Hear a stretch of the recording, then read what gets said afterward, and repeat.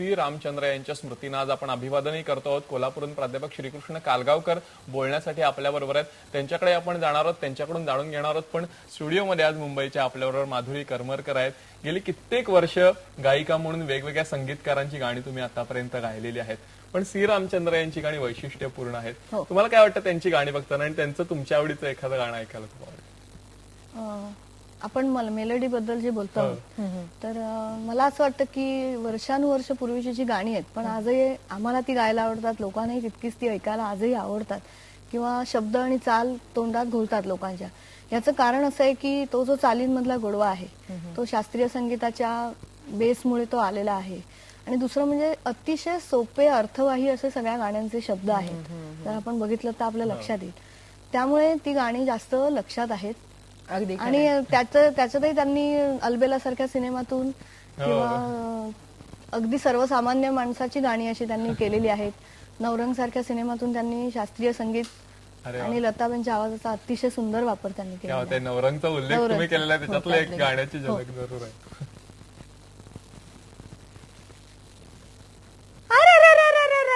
अरे जा रे हट नटखट ना छोरे मेरा घूंघट पलट के दूंगी आज तुझे गाली रे. अरे जा रे हट नटखट ना छोरे मेरा घूंघट पलट के दूंगी आज तुझे गाली रे. मुझे समझो ना तुम भोली भाली रे.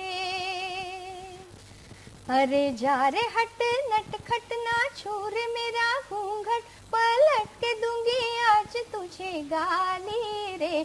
मुझे समझो ना तुम भोली भाली रे.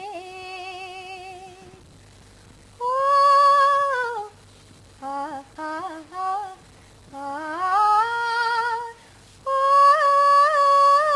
तक तक ना मार पिचकारी की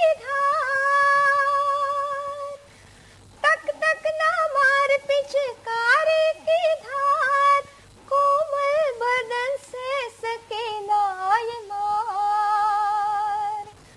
तू है अनाड़ी बड़ा ही गवार कजरे में तूने अबीर दिया डार. तेरी झक छोरी से बाज आई होरी से चोर तेरी चोरी निराली रे. मुझे समझो ना तुम भोली भाली रे. क्या बात है. म्हणजे हे गाणं जेवढं मेलोडी असेल तेवढं ताल धरायला सुद्धा लावतं. आणि तुम्ही जे म्हटलं ते खरं आहे की शास्त्रीय संगीताचा जो त्यांचा अभ्यास होता, ग्वाल्हेर घराण्याचं गाणं ते शिकलेले, तो या गाण्यातून आपल्याला दिसतं. आपल्याला अजूनही त्याची मनीष गाणी त्याच्याबद्दल बोलायचे आणि माधुरी तुमच्याकडून गाणी ऐकायचे. त्या कोल्हापुरातून प्राध्यापक श्रीकृष्ण कालगावकर सर आहेत. तुम्हाला जरूर विचारायचं आहे ब्रेक नंतर की माणसाचा स्वभाव त्याच्या गाण्यांमध्ये उतरतो का? श्रीरामचंद्र यांच्या बाबतीत तसं झालंय का? याबद्दल आपण जरूर बोलूया. ब्रेक घेऊन पुन्हा हा संवाद असा चालू ठेवूया. पहा फक्त IBN लोकमत.